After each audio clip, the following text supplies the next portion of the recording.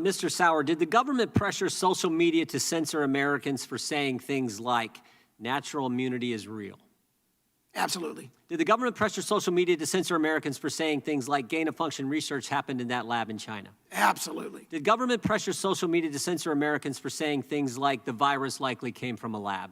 That is right within the heartland of our evidence. Did government pressure social media to censor Americans for saying things like getting vaccinated doesn't prevent COVID and it doesn't necessarily stop transmission of COVID? Absolutely. So all those were true statements, but according to the Democrats, it's fine for the government to pressure social media to take those statements down.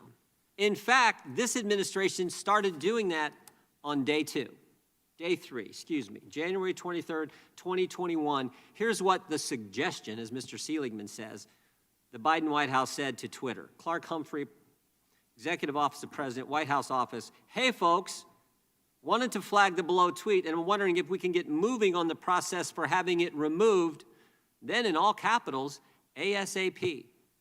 Is that a suggestion or maybe something a little stronger than a suggestion from the White House on the third day, of this administration?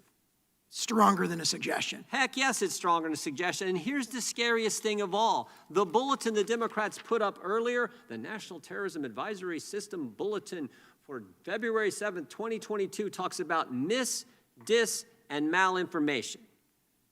Mr. Sauer, tell me what is malinformation? Malinformation, by their definitions, is truthful information that the federal official thinks lacks appropriate context. It's an Orwellian term.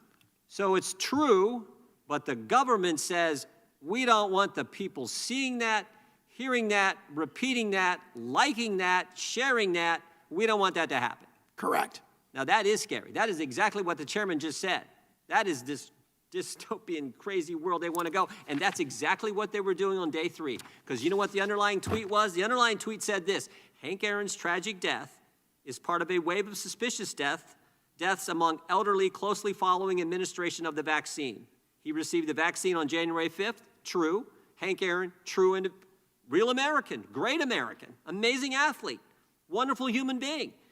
He got the vaccine on January 5th to inspire others to get it, and then there's nothing false in that whatsoever. Nothing false. And these guys in the Biden White House said, take it down, but not just take it down. They said, take it down as soon as you possibly can. That, and Mr. Seligman, Mr. Professor of Law, says, you know what? That's just fine.